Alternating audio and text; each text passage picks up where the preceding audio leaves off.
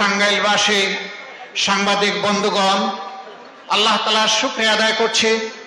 আল্লাহ রাব্বুল আলামিন মুক্ত বাতাসে মন খুলে দুটি কথা বলার জন্য আজকে আমাদেরকে পরিবেশ তৈরি করে দিয়েছেন।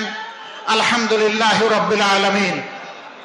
টানা 17 বছর 6 মাস এই জাতি বন্দিত্বের নিগড়ে বাধা ছিল। মুখে ছিল তালা, হাতে ছিল হ্যান্ডকাপ, পায়ে ছিল বেড়ি। এদেশের 18 কোটি মানুষ ছিল মজলুম।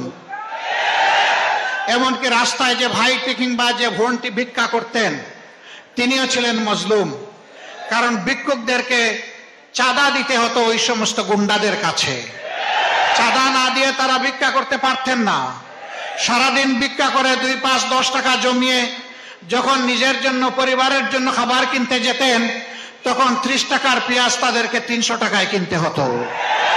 এভাবে প্রত্যেকটি মানুষ ছিল জুলুমের শিকার। কোনো ঘরে কোনো শান্তির সামান্য লেশ মাত্র ছিল না। বাবা বেটা একসাথে বসে দুপুরের খাবার গ্রহণ করছে, তুলে নিয়ে ধরে নিয়ে বলা হয়েছে রাষ্ট্রের বিরুদ্ধে তারা ষড়যন্ত্র করছিলেন। কেউ কারো বিরুদ্ধে সামান্য একটু কথা বলেছে, মনের দুঃখ প্রকাশ করেছে, ডিজিটাল আইনে তাদেরকে ধরে নিয়ে নির্যাতন করা হয়েছে। বিদেশের মাটিতে পড়ে একজন সাংবাদিক হয়তো এই সমস্ত স্বৈরতন্ত্র এবং অনাচারের বিরুদ্ধে কথা বলেছেন, তার তরতাজা বোনটাকে ধরে নিয়ে রিমান্ডে নিয়ে টানা হেঁচড়া করা হয়েছে। মাসের পর মাস তাকে জেলে রাখা হয়েছে। কোন মানুষ তার মনের কথাটা সামান্য একটু ফেসবুকে প্রকাশ করেছেন, অমনি সাথে সাথে আজরাইল রূপী বিবি তার ঘরে চলে গিয়েছে। সম্মানিত বন্ধুগণ, এই 17.5 বছর বাংলাদেশের জনগণের জীবনে ছিল দুঃসহ কালো রাত। আপনারা বলবেন 17.5 বছর কিভাবে মিলে? আওয়ামী লীগ তো 15.5 বছর ক্ষমতায় ছিল। আসলে তারা 17.5 বছরই ছিল।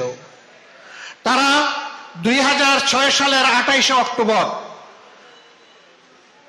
আওয়ামী লীগের নেত্রী শেখ হাসিনার নির্দেশে পল্টন সহ সারা দেশে লগি বইটার তাণ্ডব চালিয়ে শখানেক মানুষকে তারা হত্যা করেছিল।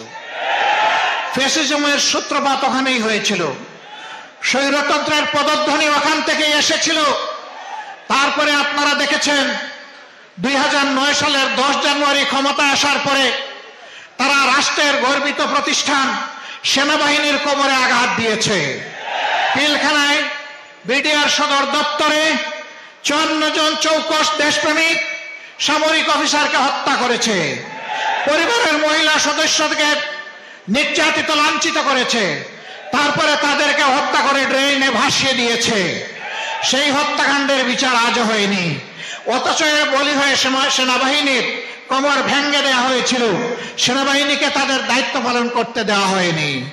একই সাথে গর্বের আরেকটা বাহিনী সীমান্তের অতন্ত্র প্রহরী বিডিআরকে ধ্বংস করা হয়েছে। 15,000 সদস্যের চাকরি কেড়ে নেওয়া হয়েছে। 500 মানুষ তারা নিহত হয়েছে।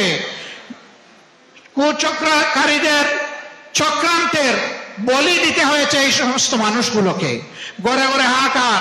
আমি অনেক যুবককে জেলে পেয়েছি। বিয়ে করে 6 মাসের মাথায় গ্রেফতার হয়ে গিয়েছে। তার ওয়াইফ 1 বছর, 2 বছর, 3 বছর অপেক্ষা করেছে। জেলের ভিতর থেকে ওই লোকটা বলে দিয়েছে, তুমি আর আমার জন্য অপেক্ষা করো না, তুমি মুক্ত, তুমি চলে যাও, তোমার একটা জীবন আছে। আমি কোন দিন মুক্তি পাবো আমি জানি না। ঘরে ঘরে হাহাকার। এরপরেই তারা আঘাতটা দিয়েছে বাংলাদেশ জামাত ইসলামের উপর, দেশপ্রেমিক পরীক্ষিত এই শক্তির উপর।